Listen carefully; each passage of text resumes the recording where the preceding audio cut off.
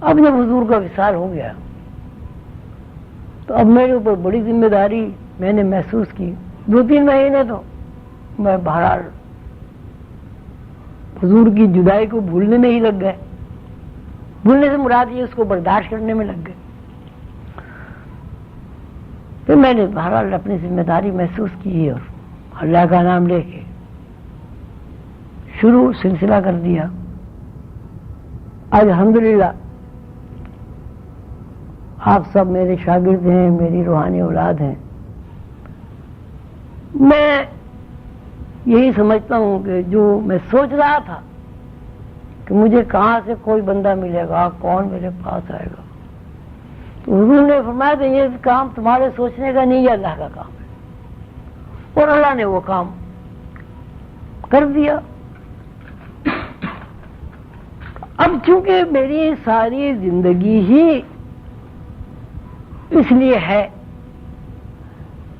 کہ میں حضور کے مشن کی تکمیل میں جدوجہد کرتا رہوں, لوگوں تک پہنچتا رہوں. اب دیکھیے لوگوں تک نہیں پہنچوں گا تو پیغام کیسے پہنچے گا. مجھے بڑے اچھے اچھے لوگ ملے.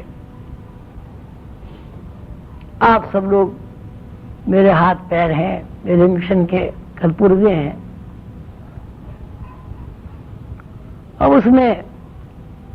اب مشن میں آدمی کے اوپر تکلیفیں بھی آتی ہیں, خوشیاں بھی ہوتی ہیں, بے آرامی بھی ہوتی ہے, بیماری بھی آتی ہیں.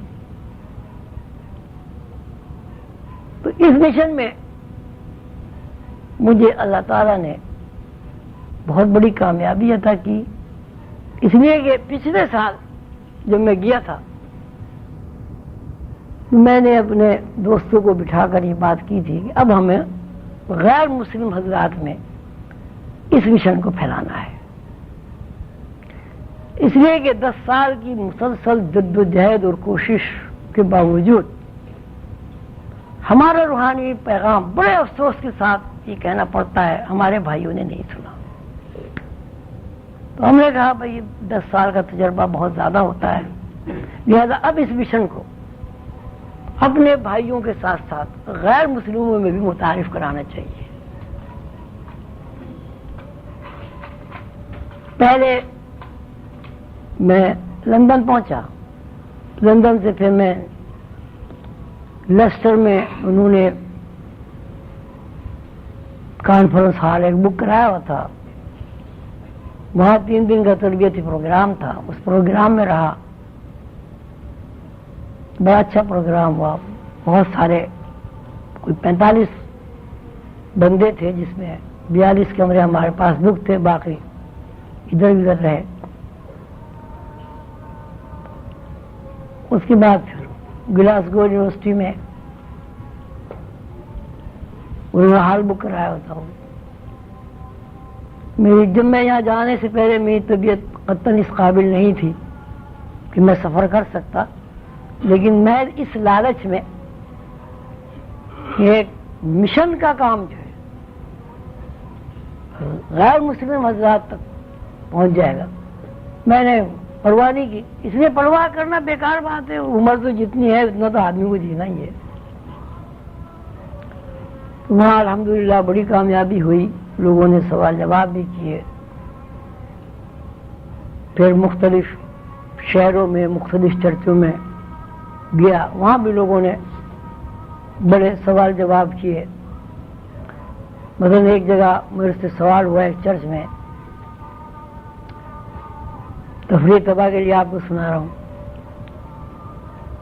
کہ صاحب یہ ری انکارنیشن جو ہے کیا ہوگا. ری انکارنیشن سے مراد وہ یہ لیتے ہیں کہ مرنے کے بعد آدمی اگر اس کے اعمال اچھے ہیں تو وہ وہیں رہتا ہے, اگر اس کے اعمال خراب ہیں, یہ ہندو مائتھولوجی ہے, اگر اس کے اعمال خراب ہوں تو کتے کی شکل میں, بلی کی شکل میں, اس کی شکل میں, اس کی شکل میں آتا ہے, اور پھر یہاں وہ سزا بھگت کے ان اعمال کی دوبارہ واپس جاتا ہے, اور پھر جب دوبارہ آتا ہے تو پھر وہ اچھی شکل میں آتا ہے، مور کی شکل میں آ گیا، اس کی شکل میں آ گیا. تو یہ وہاں بہت زیادہ ریکارڈیشن کا زور ہے. اور بڑی افسوسناک بات یہ ہے کہ اسلامی تصوف پہ وہاں کوئی کتاب ہی نہیں ملتی. ساری کتاب ہندوؤں کی لکھی گئی. یوگا کی کتابیں ملیں گی، بدھسٹ کی کتابیں ملیں گی، جینیز کی کتابیں ملیں گی، لیکن مسلمان نے کسی نے کوئی تصوف کے اوپر قلم اٹھایا وہاں کتاب ہی نہیں ملتی. ایسا لگتا ہے کہ مسلمان تو روح سے آزاد ہی ہو گیا بالکل. تو ظاہر ہے جس قسم کا لٹریچر انہیں ملا اسی قسم کی ان کی معلومات ہے. مثلا ابھی لطائف، آپ لوگ واقف ہیں لطائف سے، وہاں لطائف کو کوئی جانتا ہی نہیں. وہ چاکرا جو ہے ان کا یوگا والے، وہ ایسے ایسے وہاں کے عالم پڑے ہوئے، انہوں نے ہزاروں کتابیں یوگا کے اوپر آپ کو ملے انگلش میں. وہ کہتے ہیں اسلام میں تصوف ہوتا ہی نہیں، اگر ہوتا تو کوئی کتاب ملتی. اگر اسلامی تصوف میں کوئی کتابیں ہیں تو اس کا انگلش ترجمہ نہیں ہوا. بہرحال اب یہ ان کا ایک وہ ہے کہ بھئی آواگمن کا مسئلہ کہ جو پیدا ہوتا ہے دوبارہ، اگر اس کے اچھے اعمال ہیں تو اچھے روپ میں پیدا ہوگا، مور بن جائے گا، یہ بن جائے گا. اس نے سوال کیا تو میں نے کہا بھائی دیکھو، اس میں دو باتیں بہت زیادہ غور طلب ہے. ری انکارنیشن ہوگا یا نہیں ہوگا. دنیاوی لذتوں سے آشنا لوگ جو ہیں ان لذتوں کو حاصل بھی کرنا چاہتے ہیں، لیکن بالآخر آدمی چونکہ مر جاتا ہے، ہر آدمی کہتا یہ ہے کہ یہ دنیا قید خانہ ہے. اب اگر کوئی اس کو قید خانہ نہیں کہتا تو وہ ہاتھ اٹھائے. تو کسی نے ہاتھ نہیں اٹھایا، ظاہر ہے کون ہاتھ اٹھائے گا. ٹھیک ہے، ہم یہ تو چاہتے ہیں کہ جوان ہوں، جوانی کے تقاضے پورے کریں، ہماری شادیاں ہوں، ہمارے بچے ہوں، ہمارا کاروبار ہو، کاریں ہوں، گھر ہوں. لیکن ایک وقت ایسا آتا بڑھاپا. بڑھاپے میں ضرور آدمی کے ذہن میں یہ بات آ جاتی ہے کہ بھئی ہم نے کیا کیا، یہ تو ہمیں سب کچھ چھوڑنا ہے، یہ تو قید خانہ ہے، یہ تو ہم نے بہت ہی گھاٹے کا اور خسارے کا کام کیا. کہ ہاں جی یہ بات تو ہے. تو میں نے کہا بھائی جب آدمی اس قید خانے سے نجات پا لے گا تو وہ کمبخت دوبارہ واپس کیوں آئے گا؟ بھائی یہ بہت اچھی جگہ ہو، مرنے کے بعد کی زندگی اس سے خراب ہو، آپ یہ بھی کہہ رہے ہیں مرنے کے بعد کی زندگی اس سے اچھی ہے. ایک تو یہ بات ہے کہ واپس کیوں آئے گا. دوسری بات یہ ہے کہ ابھی روحوں کا سلسلہ جاری ہے. کیوں لگی ہوئی ہے؟ پتہ نہیں کتنی کیوں لگی ہوئی ہے. وہ جو نئی آنے والی روحیں پرانی روحوں کو اس قافلے میں گھسنے کیوں دیں گی؟ اس کیوں ہے وہ ہے تم بھاگے ہو رہے، پہلے ہمارا نمبر ہے، ہم جائیں گے. تمہارے یہاں تو ویسے ہی کیوں کا سسٹم بہت اچھا ہے.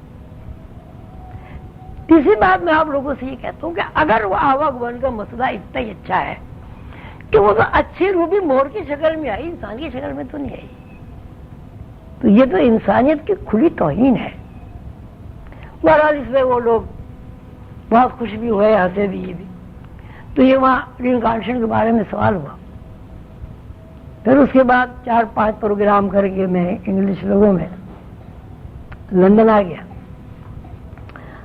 لندن میں 2-3 پروگرام ہوئے. وہاں کے جو بہت بڑے بڑے سینٹر ہیں جو پورے یورپ کو کنٹرول کرتے ہیں، ان لوگوں نے بلایا، وہاں بھی میں گیا. اللہ تعالیٰ نے بہت ہی کامیاب مشن رہا میرا، اللہ تعالیٰ کا شکر ہے. بڑی خوشیاں ملی.